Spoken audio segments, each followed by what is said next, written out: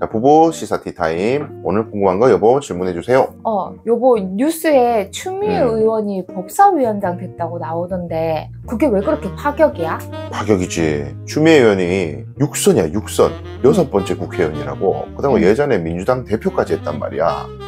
대선 주자급이라고 봐야 되는 거. 뭐 장관도 했었고. 보통 이런 정치 거물은 이런 위원장 뭐 이런 거 안 맡아. 보통 뭐 3선, 4선 이런 사람들이 하거든. 중량급 이상 하는 것이 아닌데 이번에 법사위원장 했기 때문에 사람들이 와 의외다 이런 얘기가 나오는 거지. 아 그래? 그런데 이 법사위원장이 뭐 하길래 이렇게 특별한 사람을 자리에 앉힌 거야? 핵심적인 질문인데 특별하니까 추미애 의원이 맡았겠지. 본인도 정치적 이익이 있는 거고. 법사위라는 게 한마디로 말하면 목구멍이야, 목구멍. 관문이야, 입구. 우리가 국회의원들이 법을 만드는 건 알잖아. 그치. 본회의에서 의결을 해가지고 투표해서 다수결로 법을 만들잖아. 아무거나 다수결을 할 수 있을까? 그렇지 않거든. 본회의에 마구잡이로 뭐 한 달에 몇백 건씩 쏟아질 수도 있어, 법안이. 아무거나 하지 못한단 말이야. 반드시 법사위원회를 통과한 것만 투표에 붙일 수가 있어. 원칙이. 그렇기 때문에 문직인 법사위가 통과를 안 시켜주면은 본회의에 들어가지를 못해. 아예 투표를 하지를 못해. 굉장히 막강한 권한을 갖고 있는 거지. 국회는 법을 만드는 기관인데 법사위를 통과하지 못하면 이 법안이 투표 자체에 붙여지지 못한다. 원칙적으로 그래 지금. 그러면 문직이라는 얘기네. 그럼. 그럼 권력이 엄청 센 건데 다시 한 번 더 궁금한 건 많고 많은 사람 중에 이 추미애 국회의원을 급하게 앉힌 이유가 있을 거 아니야. 일단 아저씨 분 뉴스 봤지? 원래 전에 법사위원장 그 사람이 주식 거래하다 걸려가지고 차명으로. 그치. 낙마됐잖아 지금. 잘렸잖아. 그치. 근데 그 사람이 이제 잘린 게 뭐 꼭 그 잘못 때문이 아니고 지금 민주당 원래 지지자들이나 시민들이 원래 그 사람을 굉장히 탐탁치 않게 생각한 것이 그 전 법사위원이 정청래 지금 이번에 당대표 된 사람이었는데 굉장히 강하게 드라이브를 잡고 잘했단 말이야 진행들을.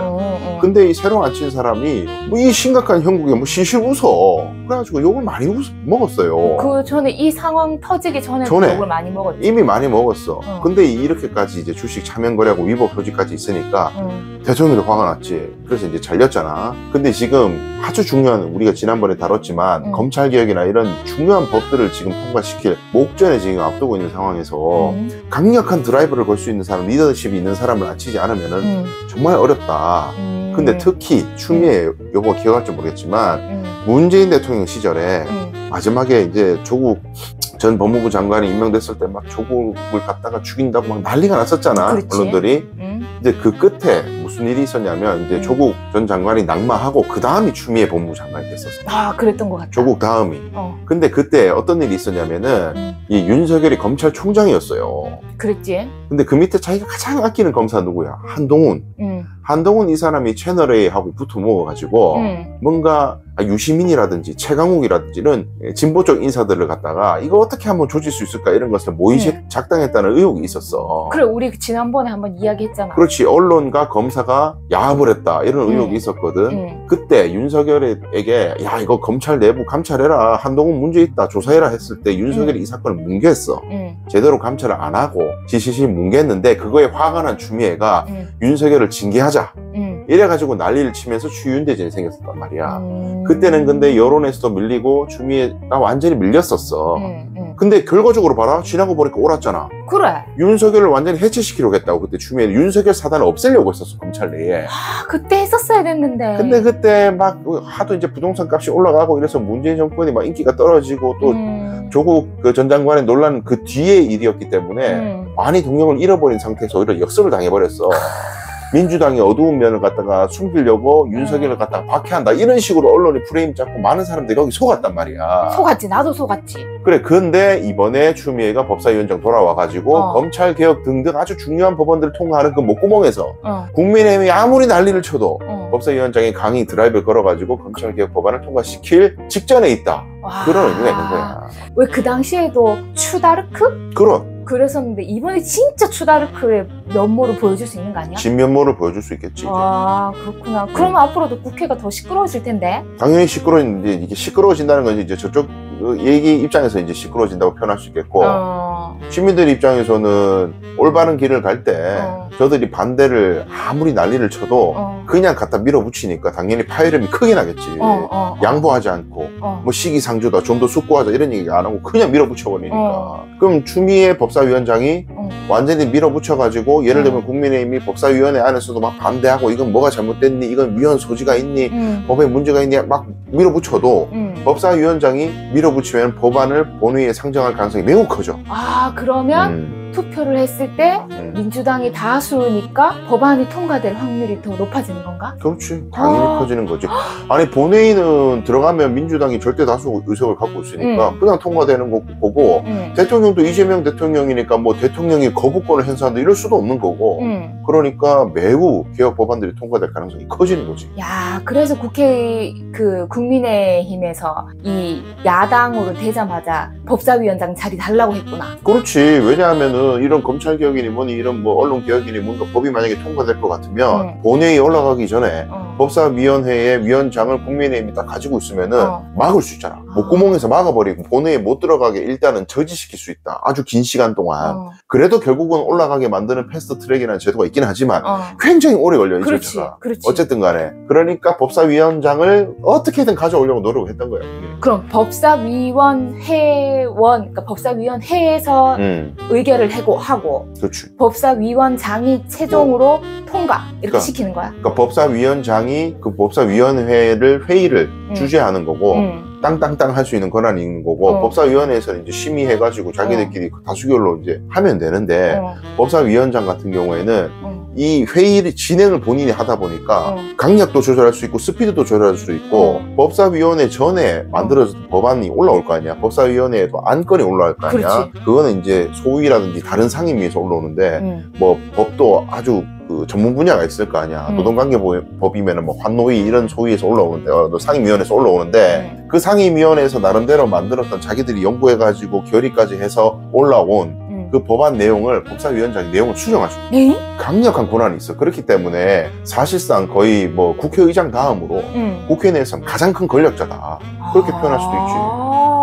법 이야기가 지금 자꾸 나오는데 법 만드는 절차가 그래도 좀 복잡하네? 복잡하지. 쉽게 이야기 좀 해줄 수 있어? 자, 결론은 국회의원들이 손들고 투표해서 법을 통과시킨다. 여기까지는 다 아는 건데. 그치. 절차는 생각보다 복잡해. 첫 단계는 자, 법안이라는 거는 글자잖아. 어쨌든 법조문을 써야 될 거 아니야. 그치. 그 법조문을 갖다가 일단 초안을 적어가지고 이거를 자, 이런 법을 만들어 봅시다 하고 제안을 해야겠지.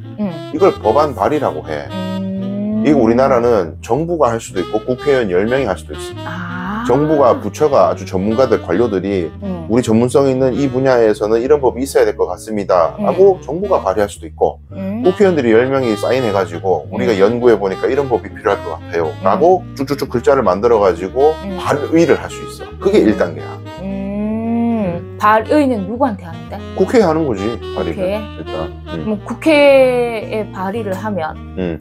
발의를 하면은 이제 국회에서는 뭐 하여튼 복잡한 절차를 생략하고, 자, 이거를 어느 상임위원회에 넘길 것인가, 이 법은 어느 테마에 해당되는 것인가, 이걸 판단을 해서 소관 상임위원회에 넘겨. 소관이라는 말은 관계 있는 곳, 이걸 다루는 곳, 관할이 있는 곳, 그 상임위원회. 뭐 노동관계면 노동, 뭐 경제는 경제, 뭐 이런 식으로 분야가 많단 말이야. 뭐 국방이면 국방, 정보통신이면 정보통신, 다 분야마다 상임위원회가 있어요. 여기에 넘겨. 그럼 여기에서 또 이제 국회의원들이 나름대로 전문성을, 그 분야의 전문성이 있는 사람들이 앉아 있단 말이야. 거기서 나름대로 심사를 해가지고 뭐 요 구조를 좀 바꾸자, 이 조항을 좀 더 넣자, 이런 식으로 자기들이 뚝딱뚝딱 그래가지고 자기네들끼리 또 투표를 하는 것이.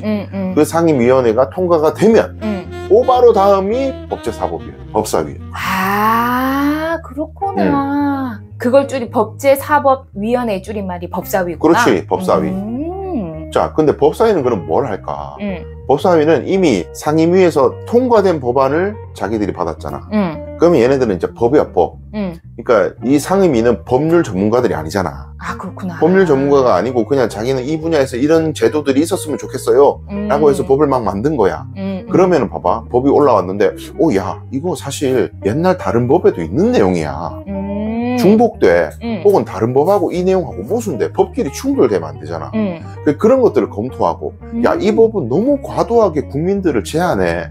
이건 헌법에 위배될 가능성이 있어. 뭐 이런 것까지 심사를 하는 거지. 그 문구도 수정하고 야, 이렇게 하면 문구가 너무 모호해. 해석이 모호해서 분쟁이 생길 거야. 더 명확하게 이렇게 하자.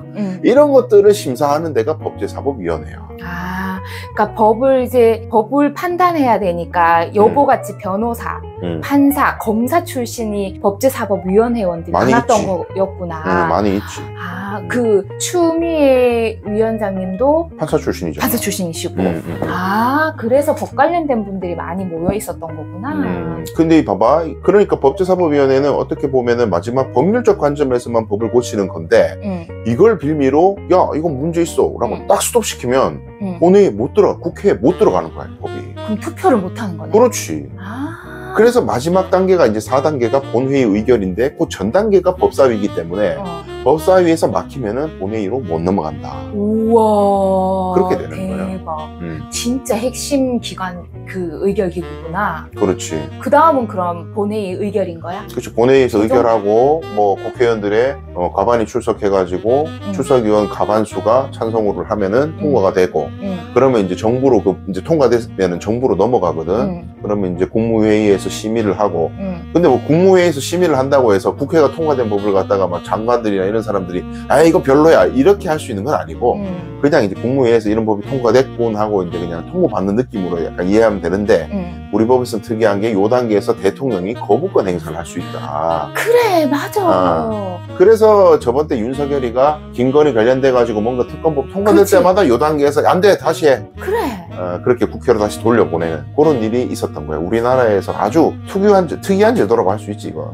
내가 알기로는 이 거부권이 횟수에 제한이 없다고 들었던 것 같아. 횟수 제한 없고 사유 제한도 없어. 와, 말도 안 된다. 이론적인 사유 제한은 있지만 우리 법에 헌법에 명시적인 뭐 대통령이 어떤 경우에 거부권을 쓸 수 있다 그런 제한 규정 없어. 이거 오해한 사람 되게 많다. 그 뭐 보수 쪽 이런 사람들은 윤석열이 뭐 할 수 있는 법적 절차가 다 있고 거부권 행사 사유가 다 정해져 있다. 그게 법에 따라서 했는데 뭐가 문제냐 이런 식으로 얘기하는 사람도 있는데 법에 사유 없어. 거짓 뉴스야 그건. 이건 좀 바꿀 필요가 있긴 한데 그래도 지금은 여당이 민주당이고 민주당 국회의원이 과반이고 그렇지. 그래서 법사위를 통과해서 표결을 해야 되는 이 국회장만 넘어오기만 하면 공표될 확률이 높네. 거의 100%라고 봐야 되는 거지. 대통령이 이재명이 대통령이니까 뭐 이재명 대통령이 민주당이 주도해서 통과시킨 법을 거부권 행사하거나 그럴 가능성은 매우 낮겠지. 그러면 대통령이 거부권 행사하지 않고 이거를 이제 하겠다라고 하면 마지막은 어떤 단계? 대통령이 이제 공포를 하는 거예요. 국민들에게. 자, 이 법이 만들어졌습니다. 라고 공포를 하게 돼. 그 공포를 하게 되면 이제 대통령은 이제 국민들에게 자, 이 법이 새로 만들어졌습니다. 라고 알리는 행동이라고 봐야 되고 공포를 하면 그 한 날부터 20일 뒤부터 법이 효력이 생기기 시작해. 와, 빨리 됐으면 좋겠다. 뭐가? 뭐든.